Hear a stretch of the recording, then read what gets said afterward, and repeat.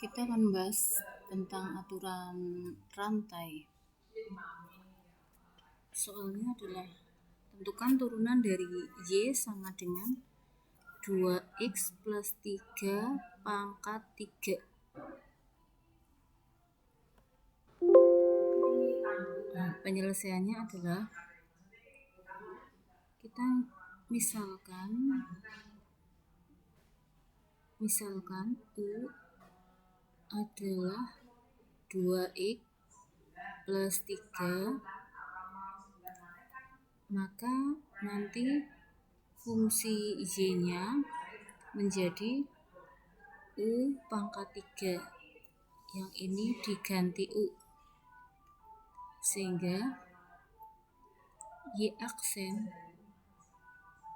atau DYDU di sini maksudnya ya, karena variabelnya U. Saya perkenalkan dulu terlebih dahulu tentang notasi Leibniz. Notasi Leibniz untuk turunan. Jadi kalau kita punya fungsi Y, maka turunannya itu dengan notasi aksen adalah Y aksen. Kalau menggunakan notasi Leibniz, maka turunannya adalah DY DX. Kalau fungsinya F, maka F aksen. Atau kalau menggunakan notasi Leibniz adalah DF DX. Sehingga di sini DY itu sama dengan Y aksen. Nah, ini kita turunkan 3U pangkat 2. Nah, kemudian kalau kita mempunyai U sama dengan 2X plus 3, maka turunannya adalah U aksen atau dalam notasi Leibniz DU DX ini sama dengan 2. Sekarang kita ke Y tadi. Berarti kalau kita mencari Y aksen, turunan berarti bisa Y aksen atau sama dengan DY DX. Karena di sini variabelnya X ya. Nah, ini sama dengan kita turunkan menggunakan variabel U dulu, DY DU kali DU DX. Nah, aturan penulisan Leibniz itu di sini ya, kalau bawahnya U ini sana harus DU. Jadi DY DU itu ini 3U pangkat 2. 3U pangkat 2. Kalau DU DX ini ketemu 2. Nah, sehingga ketemunya adalah 6U pangkat 2. Nah, setelah itu kembalikan lagi 6 U-nya 2X plus 3 pangkatnya 2. Nah, ini adalah turunannya. Selain menggunakan notasi Leibniz ya, untuk bentuk-bentuk yang berupa U pangkat N ini ya, menggunakan notasi aksen juga masih bisa, yaitu Y aksen sama dengan N U pangkat N-1 kali U aksen. Secara sederhananya berpikirnya seperti ini. Jadi ini diturunkan menggunakan variabel U, jadi 3 kali 2X plus 3 pangkatnya dikurangi 1 jadi 2. U aksen itu turunan yang tadi di dalam kurung ini, jadi 2. Sehingga ketemunya 3 dikalikan 2, 6. 6 2X plus 3 pangkat 2. Nah, ini ketemunya. Anda bisa menggunakan yang ini atau dengan notasi aksen biasa. Berikutnya yang kedua. Yang kedua ini fungsinya adalah Y sama dengan akar X kuadrat plus 2X minus 1. Kita tuliskan dulu dalam bentuk berpangkatan. Anda ingat bahwa akar itu adalah pangkat setengah. Ya, ingat di SMP dulu ya, bahwa kalau akar X itu sama dengan X pangkat setengah. Kalau nggak ada tulisannya berarti di sini adalah akar pangkat 2 di sini. Nah, ini akar pangkat 2 itu nggak ditulis. Akar X begitu. Nah, kalau di sini ada tulisannya 3, misalnya di sini X pangkat. Ya, misalnya di sini 3 terus di sini 2, maka di sini X pangkat 2/3. Nah, secara umum jadi X pangkat M, akarnya akar pangkat N, maka ini sama dengan X pangkat M per N.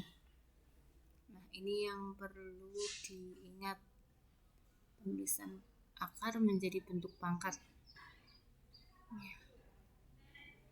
Ini akar X pangkat setengah.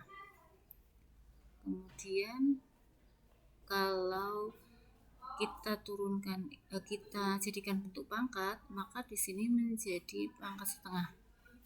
Nah, kita selesaikan dengan cara tadi, yaitu kita misalkan U-nya adalah X kuadrat plus 2X min 1, maka kita bisa mendapatkan Y-nya ya menjadi U pangkat setengah.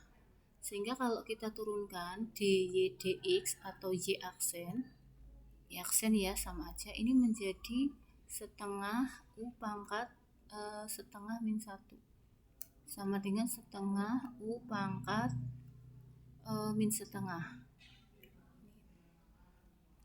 atau bisa ditulis setengah, kalau pangkat negatif, pangkat positif berarti seper U pangkat setengah.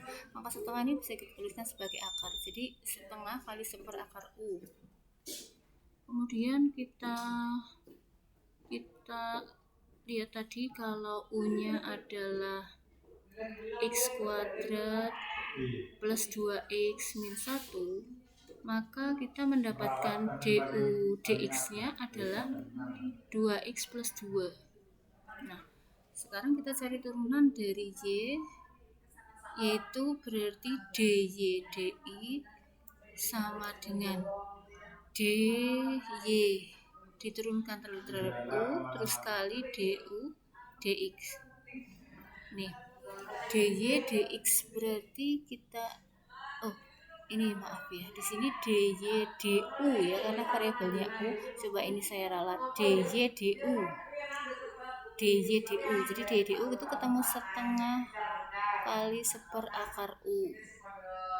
Kemudian du dx ini sama dengan 2x plus 2. Nah, kemudian kita ini 2x nya kita keluarkan 2 nya jadi x plus 1. Nah, ini di kan ya, kemudian ini per akar U.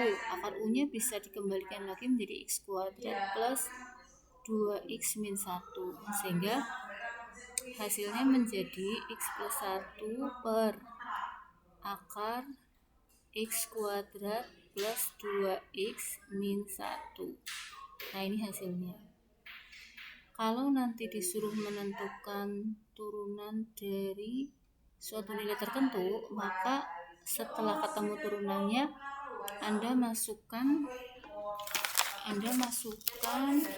nilai yang mau dicari. Misalnya di soal nomor 10 pada latihan yang kemarin saya fotokan, di situ nomor 10 kan menentukan turunan dari 2.